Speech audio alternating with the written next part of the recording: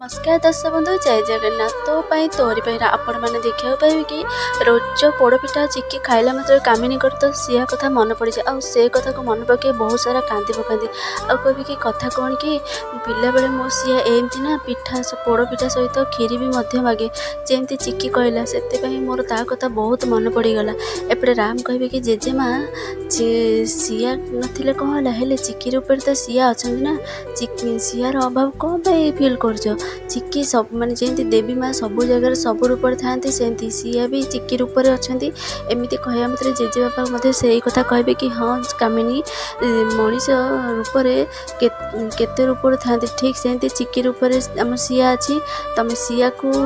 पाखे न पाइले हेले चिक्की तो अच्छी ना। एपटे राजेन्द्र मत से कथा कहे कि हाँ माँ सिया नथिले कौन है आम पाखे आम चिक्की अच्छी ना चिक्कीर अभाव कौन पे सिया को अनुभव कर चिक्की अच्छे मैंने भाविनी आम सिया अच्छी। एपटे कामिनी कह कि हाँ तू ठीक कथा कही मु चिन्ह पारे मु जापारे मो सिया मो पाखे अच्छी एमती कहीकि कामिनी चिक्की को कोंडे पकाती और बहुत सारा स्नेह दे गेल कर पकाते। एपटे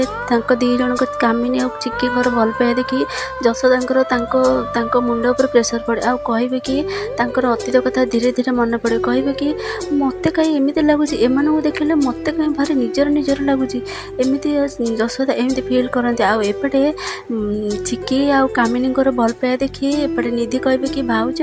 तुम कमाल करदेल शेष को हिटलर जेजेमा को तुम एकाथर के पूरा नर्भस करदेल शेष ना एमती कह मात्र समस्ते हसवाक लगते। आएपटे चिक्की की प्रशंसा करने मात्र ठीक से रूही कह कि हेले मु चिक्की की चिन्ह देती एमती कह मात्र रूही आसी कह कि चिक्की तू भारी चालाक सहित भल खेल खेलु ना तू समस्त के बोका बन पारू हेले मत नुह कि मो पर तू टपी पारूनु मु सबुत स्मार्ट तू ओली रह कौन तू निज भावुचु तू निज कौन भावुचु तू राम को जेस कुमार बनईकि नहीं आसू आ किसी जापर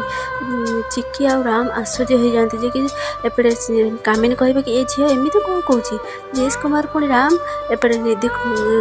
कामिनी रतन कहे कि हाँ माँ रूही एकदम ठीक कथा कौच आम राम ही जेस कुमार होगी आसी आ समस्ते के बोका बनाऊँगी रूही किसी मिछ कौन ठीक से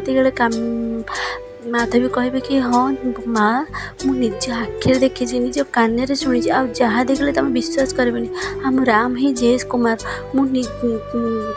दी जन को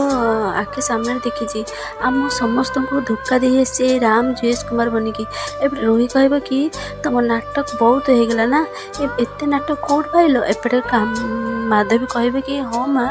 ये राम ही जेस कुमार बनिकी आसिक आम समस्त को बोका बनी माधवी कहे कि मुझे जहाँ देखिली से जहाँ देखीते से ही बखाणती। आउ एपटे कामिनी कहे कि तू ये कौन कौच माधवी एपटे रूही कह कि आंटी ठीक कथा कह आंटी तो किसी भूल करना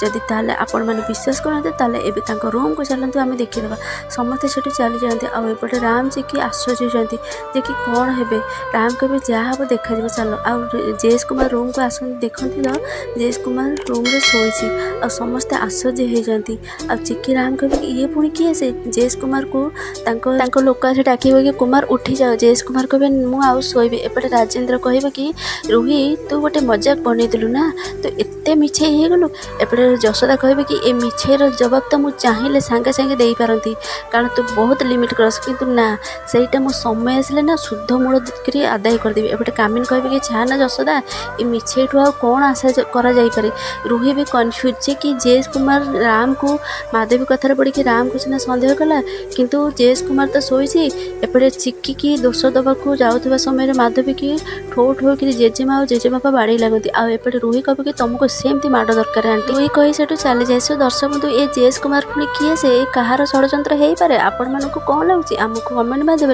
निश्चित जनातु।